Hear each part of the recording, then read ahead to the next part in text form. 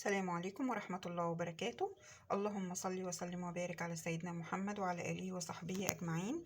أهلا بكم في قناة أوفر أكلة. النهاردة هنعمل السحلب كده بطريقة مميزة شوية. ده لبن بودرة قد بالظبط السكر البودرة، بس طبعا أنا ما عنديش معايير كفاية فعملته كده، حطيته على طول في البول. ده سكر بودرة كده، وكوباية لبن بودرة، ودي كده كوباية نشا،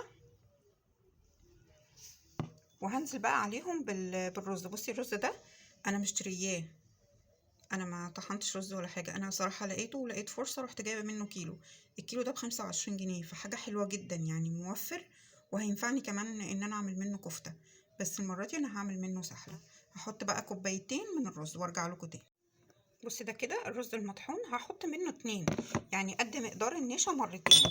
النشا كوبايه، الرز المطحون 2. ماشي. وبعدين هحط عليه ريحة الصوبيا، اللي هي برضو يعني ريحة السحلب، ما تكتريش عشان بتمرر. وهحط عليهم كمان شوية جوز هند. الباقي بقى اختياري حسب ما انتي بتحبي. انا عندي صراحة الولاد مش بيحبوا الزبيب فما بحطهوش. هحط كمان ايه، هحط سمسم. وهقلب بقى كل ده كده في بعضه. بصي كده بعد ما قلبت الحاجة بقى في بعضها، الحاجات دي تقريبا كده يعني تكلفتها كده ما تكملش 60 جنيه.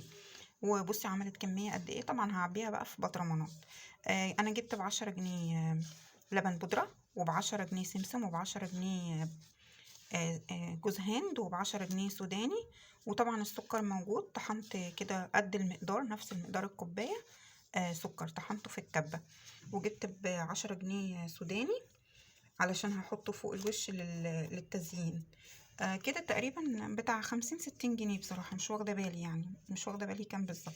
وريحة الجوز هند صراحة هي عندي على طول زيها زي الفانيليا كده، ما بستغناش عنها ابدا. هعمل منه دلوقتي كوبايتين كده واوريكم.